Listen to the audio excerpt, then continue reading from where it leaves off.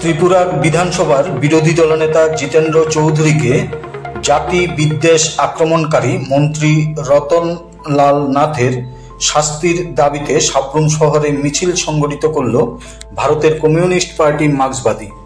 26শে March বিকাল 5 ঘটিকায় এই মিছিল সংগঠিত করা হয়।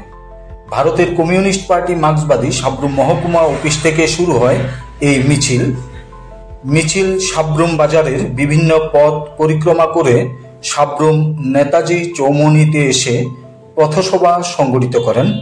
এই পথসভায় সভাপতি ছিলেন ভারতের কমিউনিস্ট পার্টি মার্ক্সবাদী সাব্রুম মহকুমা সম্পাদক মণ্ডলীর সদস্য বাবুল সরকার।